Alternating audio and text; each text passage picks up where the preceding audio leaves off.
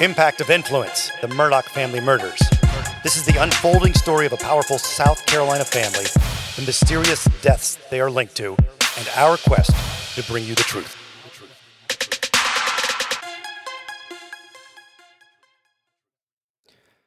Hello, friend. So grateful you're going to spend time with us. I am Matt Harris. Seton Tucker is here. Hello, Seton Tucker. Hello. Where can they find Impact of Influence? You can find us on Facebook at Impact of Influence. Makes sense. And also the YouTube channel that we're getting up and running. And, be patient with us as we learn how to make that happen. But we'd love it if you subscribe to it. The best way is to go through the Facebook page to Impact of Influence and find your way there. Part of the Evergreen Podcast Company. Please rate and share the episode, comment on the episode, send us comments. We're always thrilled to get them, even if it's something that's a little bit on the negative side. That's okay. We learn from you all. So speaking of feedback, I guess we'll start right with that. The last episode we did was about Susan Smith, who killed her two young kids by drowning them in a lake, and we interviewed the prosecutor, Tommy Pope. Pretty good response. Yeah, great response. And I listened back to it. It was actually one of my top 5 favorite episodes, I think. I really enjoyed that one. So we did receive a comment on our Facebook page from Jerry, and she says, I've been critical of this podcast in the past, so I think it is important to share how much I enjoyed this episode. Tommy Pope was so interesting, and I thought the introduction and refresher was very well done. Very timely with the upcoming parole. Nice. Very good. Thank you for that. Bring it on through the Facebook page or even Matt Harris Podcast at gmail.com. And since the release of that, there's been some other news about old Susan Smith. Yeah, Daily Mail came out with an article where they say that Susan Smith has been having flirty phone relationships with at least 7 men. And one of these men was almost half her age, 27-year-old Michael. And it's pretty spicy. She tells him, you make me feel young again. And he says, I want it a lot. Do you think you can keep up with me? And she says, oh, yes. And she giggles in her response. The question is whether you can keep up with me. I can be a lot. Yeah, you're a lot, all right. I know she's a lot. One man created a virtual fake family on Sims. I've never played that game, but I think it's a game where you create a family type situation. Yeah. Also, one of her suitors gave her tips on how to spend $200,000 that he has waiting for her when she's released from prison. Okay. And apparently she's been asking her suitors to help her out financially if she is released from jail. Well, I mean, Tommy Pope, the prosecutor of Susan Smith in 96, was saying that he always found her mental illness plea shady because he told a little story about her flirting with a sheriff or something right after they found the kids. Yeah, her children were murdered. Now, what I found interesting about the fact that she's asking these men to save money and help her out financially if she gets out is she actually thinks she has a shot to get out. I think that's extremely unlikely. I would think, but who knows? Maybe somebody's telling her that. Maybe there's an attorney somewhere that's telling her that she has a shot. I think she's delusional. Did you mention the wet T-shirt? No, I did not.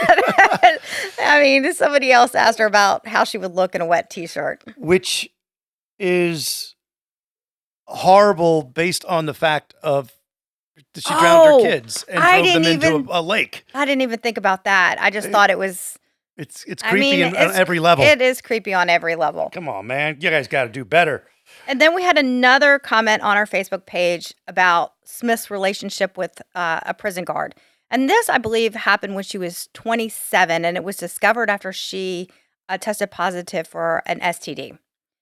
So this listener says, I don't like inmates taking the blame for sexual affairs with guards. She has been painted as manipulative and punished for her actions, but there's a power dynamic, and that should never be ignored in these situations. I would not find it appropriate for those relationships to be considered during a parole hearing. I guess that could be a valid point, because the guards do have the power.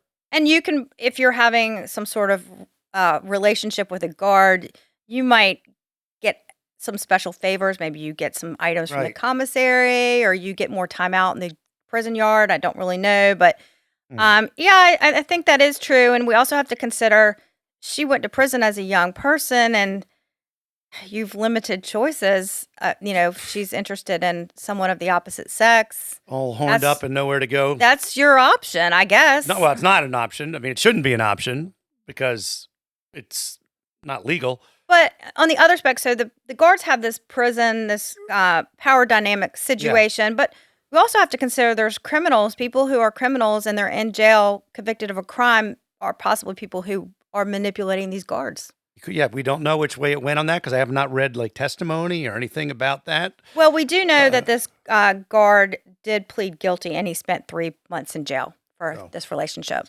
Right. I totally get where the woman was talking about the power imbalance, and then also could it be a manipulation of the prisoner? I I, don't know. I want to do a deeper dive into this. I've read a couple of articles basically on both sides of the coin, and I think it's an interesting thing to discuss. And possibly, if we can find the time, dive deeper into that. But we've got some hopefully some really cool episodes coming up about other crimes committed in the southeast region. We're going to kind of stick to that area for the most part.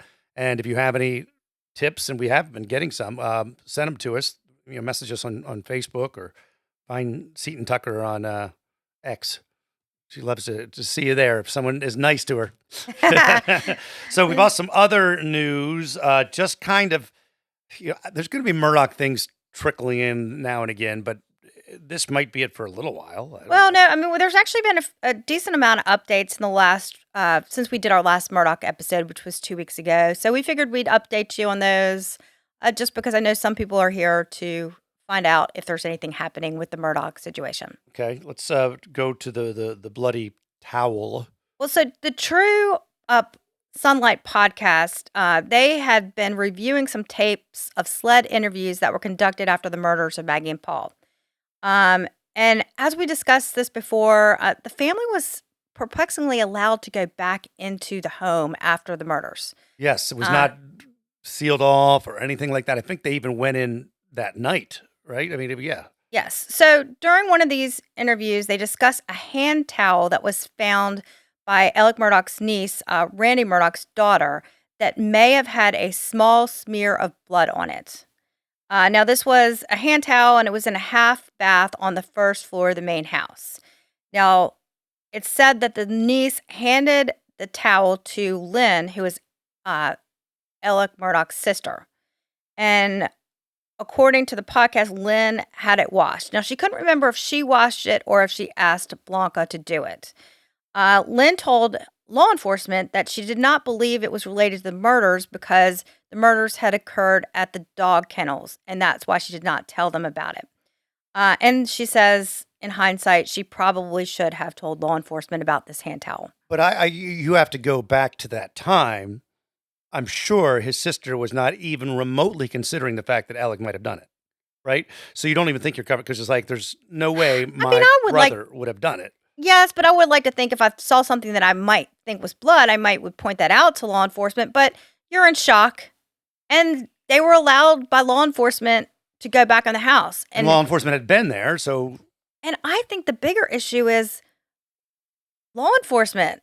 of course that's the bigger issue. Yes, I agree 100%. No, We said that from the Jump Street. She should have probably advised them, but she wasn't in law enforcement, and she didn't for one reason or another. But law enforcement should have probably done a better job Securing that, and maybe not letting family go back into the house. Well, the law enforcement mistakes we talk about too is not going over to the mom's house, Alec's mom's house at all, for days. So yeah, they didn't go through the drain or all this stuff as people talk about, but I can totally get where the sister doesn't register at the time because for multiple reasons. Like she said, it was way over there. You don't think your brother had anything to do with it, at that moment. You're kind of just cleaning up, and then in retrospect, was there a little blood on there? It says little blood. It doesn't like a blood-soaked rag. That'd be a little different if it was drenched in blood. But if you see a mark of blood, And it wasn't just on her. I mean, the niece saw it, and we don't know if she put it in the wash or if Blanca put it in the wash. If Blanca was involved in some way, that's yet another person who didn't think to notify law It enforcement. says small smear. Small smear. Yeah. So just to reiterate that, you're going through a lot. I mean, your sister-in-law and your nephew have been shot and killed in a violent act. You're not necessarily thinking. You're not in your right mind. It's very Right, close. yeah. Is hitting close to home to you. Right. And if she was totally trying to do a cover-up, she would never even mentioned it. Well, no, the never had to niece is mention the it. one who mentioned it to law enforcement. that? The niece is the one who mentioned it to law enforcement. Okay, but she gave it to, She gave it to Lynn. right. And then I guess Lynn was questioned about it. Okay. So we'll never know. We won't For know if sure. it was, in fact, blood or something else. Right. Or just blood from cutting yourself, shaving, or a million different things. Who knows? So what is next update? Becky Hill? Becky Hill. So Fitz reports that it is being looked into whether Becky Hill perjured herself on the stand during the evidentiary hearing. Now, during the hearing, Becky Hill was asked if she ever gave press access to view sealed exhibits. Now, she denied allowing this, but according to Fitz sources, SLED visited the Colleton County Courthouse on February 14th in search of evidence they believe will prove Hill lied on the stand. They looked at rugs and carpets within the building as part of an attempt to tie certain images and videos to sealed exhibits. So they're saying that possibly Hill had something to do, and maybe this proves that she lied on the So stand. she released the sealed documents. Right. So they're looking at certain images that the media had and trying to prove if Like she took they a picture came- of an exhibit, and in the background is the rug that's in that. is in her Becky Hill's office or office or something something, like that. something along those lines. Yeah, okay. They'll look into that. I gotcha. And then we have the old Rivers-Roberts drug combo. Two Walterboro men are facing charges related to the operation that supplied opioids to Alec Murdaugh. And, Cousin Eddie was the go-between. Yes. At least that's what Waters and the prosecution had alleged. Right. So Jerry K. Rivers, he was sentenced to 7 years in prison by Judge Newman. And according to the Post and Couriers, Rivers claimed that he had never actually personally met Alec Murdaugh. It sounds like he was some sort of middleman who would buy pills from people who had prescriptions and then resell them to Alec Murdaugh through Cousin Eddie, for profit. And that's what we all along thought was the story. Waters had said, when he was Creighton Waters, when he was not prosecuting, but when they were under arrest, they were going to the thing. He was telling the judge about bond. He's like, hey, this guy runs drugs with Eddie up to Alec and back. Yeah. So Rivers had enrolled in some sort of rehab facility for addiction to painkillers. He says he developed while selling drugs. During this hearing, he took responsibilities for his actions and was described by others as a gentle giant. I hope he gets the help he needs. I don't know about the sentencing, and I'm not deep into the weeds enough to know if that is mandatory or where that stood on the spectrum of years. It seemed a little bit shorter considering Corey Fleming got 10. I don't know. But I mean, it was different crimes, and Yes. Corey was involved in stealing money from people. I don't know. Yeah, It I don't did know. seem like it was lighter than the sentence that Corey received. But again, I've not done a deep dive into that, so don't worry me about that. Right. At that same hearing, Roberts was sentenced to 8 years, but he is still facing money laundering and distribution charges in connection to his scheme with Alec Murdaugh. I'm still wondering, like, they got the years, they charged him with drugs. Did they catch him with a lot of drugs or just found out did they just roll and say, okay, I did do drugs? I don't remember them ever saying we caught him and he had like a truckload of drugs. I think there was some sort of sting. Remember, there was Yeah. that cell phone situation phone. where they turned in a phone that wasn't an iPhone. But I still think that there's information that these guys might have, not necessarily, certainly information about how much they were selling, right? Alec claims he was on all this stuff. How much were they giving to Eddie? And if that's the case, what was Alec doing with it all? And where's Eddie stand on all this stuff? Yep. We still haven't heard from Eddie as far as prison time or even having a sentencing situation lined up. Right. So, Well, that'll be an interesting one to see. I might have to make the trip yeah, exactly. for that To one. see I if want Cosinetti on the I want to stand, see him if he in takes- person. I'm guessing they will plea down and he won't take. They'll just come in and say, "This is what he gets." Right, but even at a sentencing hearing, he may speak. Yeah. So Yeah. we could see something. So we also have one of the jurors that is represented by Eric Bland is writing a book about their experience as a juror. So out of curiosity, I kind of looked up to see if other jurors had written books about their experience. And there was an article that I found in The Week, and they talk about some books that were written by jurors. And I just found it really interesting, just as a little side note. There was one written by a person named Hazel Thornton about the Mendez trial. The brothers that killed their parents. Right. And you can find copies of this book available for 1 penny each. I guess it probably Didn't do well. didn't do well. There's another one that was written by Michael Knox, and he was a juror on the OJ case. And he wrote his book with the help of a National Enquirer reporter. And this book was actually released prior to the conclusion of the trial. Wow. And it was interesting because Knox was dismissed from the jury for lying about his past criminal record. Now, also the seven jurors got together in the Scott Peterson case. He was the one who, the man who murdered his pregnant wife. Right. But there's one of the Innocence Projects of California is. Yeah, I saw that. They're uh, saying that he's not guilty. he's They're not gonna guilty. Fight for it. but he's convicted at this point. Yes, absolutely. So this next one I found interesting. It was a book written by a man named Dennis DeMartin, and he has gotten into some hot water for his book. Now he wrote a book about a trial he served on about a vehicular manslaughter of a polo mogul, John Goodman. Now, what is interesting is he admits to drinking 3 vodka drinks before the deliberation to gauge Goodman's level of intoxication. Oh, so he must have, I guess on the case, Goodman must have had 3 vodkas. So this guy's like, I'll try 3 I'm going to try vodkas. to see. So this and I think a few other things aided Goodman in receiving a new trial, and DeMartin faced charges of indirect criminal contempt. This is, like these people, like, why admit that? You know you're going to get in trouble. I know. I mean, it's just lack of. Jeez, people, I self-awareness know. a little bit. Yes. So we got some, let's see, Eric Bland has filed a motion for reconsideration regarding his clients not getting a cut of Alex's remaining cash.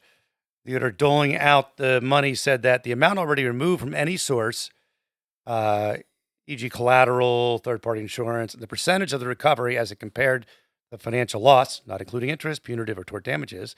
Some claimants have recovered less than their loss. Some recovered 100% of the loss, and others were recovered in excess of 200% of their loss. So the last episode we did on Murdaugh, we talked about Alec Murdaugh's remaining funds. I think $1 some dollars. I think it was it 1.7. 1.7, yeah. And how they doled it out to certain people, and Eric Bland's clients did not receive anything. But if you look at this order, they've said they do base some of these decisions on how much money the victims had received from other sources. Which when the 2 Satterfields had already received a bunch of money, and who was the other ones? The Plyler sisters. Plyler sisters had been given. So some maybe money as well. they're saying some people received a lot more from other sources, where some haven't even been made whole yet. Right. So yes, so not made whole. I want say that. to clarify that, because made whole doesn't mean that they've made whole for the trauma that they've been through or being stolen this money. Just financially, the exact amount of money that they were stolen. Yes, and I'm sure they considered the fact that the Satterfields received the millions of dollars already. You only have an infinite number. It's not like we only have a finite number, I should say. Who does Eric want them to take it from? They're going to give it to them. Well, I think they're saying they don't think that PMPED or Johnny Parker should have received any money. That's the main place. I think those are the people they're saying. All right. How about this suspended attorney issue? Yeah, this was interesting. There's a man named Peter Strauss. He's a suspended Hilton Head-based attorney, and he has pled guilty in the U.S. District Court to transferring millions of dollars to prevent seizure. Now, this plea was in front of Judge Gergel, and he faces a maximum penalty of 5 years in federal prison and fines. Now, Strauss was an expert in captive insurance management, and it appears as if this whole scheme may have been discovered during a contentious divorce. Now, some are speculating that this may be the answer to Alec Murdaugh's millions of dollars, where that may be. Um, Mm. and if he's struck some sort of plea deal, maybe we'll see. We just think they're just assuming there's a connection between the two. So I think Fitz and maybe True Sunlight have said that their sources are saying that there's a potential that some connection. there may be some sort of connection. I don't know. I will see, especially if there's this 5-year plea deal that seems pretty light. Maybe he's going to sing. Hmm. Oh, and it really interesting too. We had done an episode, I don't know, probably a year and a half ago, on the disappearance of a Hilton Head couple, John and Elizabeth Calvert. And this man who was kind of implicated in this, his name was Dennis Gerwig. Mm-hmm. And he was, I just discovered by Corey Fleming and Peter Strauss.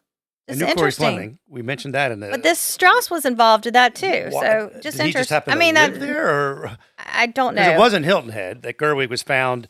They say he stabbed himself to death in his bathroom, and I know Fleming was there. I mean, not when it happened, but when they got the call. That I don't know how Strauss was involved, but that is interesting. Yeah, we'll see if this actually, because people still have a lot of questions about where all of these millions of dollars may have gone. So maybe there'll be answers. And Moselle, the most famous bit of property in all of the Low Country, maybe because of the last couple of years where the Murdaughs lived. It's been sold a couple of times, I guess, and now we're up to another one. Well, there's, the original property was over 1,700 acres, and this sale is just 21 acres that includes the main residence, but not the dog kennels. And it's going to become a horse farm. Right. And Michael DeWitt with Greenville News wrote an article about it, and I loved his quote. Geldings will gallop and ponies will play where bourbon-soaked millionaire lawyers once gathered for outdoor sports. Our buddy Michael DeWitt. And you can catch the podcast we do with him called the Wicked South Podcast. Please check that out. And a little bit about the Parker Beach case. Yeah, this is that outrage case, and Judge Bentley Price has stepped down, and Fitz reports that sources familiar to the case confirm that Price was compelled to stand down following the publication of their report. And he has been replaced with Judge Morgan out of Greenville. And there you go. That's your updates on that. We are going to continue to do this thing, and also the Wicked South podcast, which we mentioned with Michael DeWitt.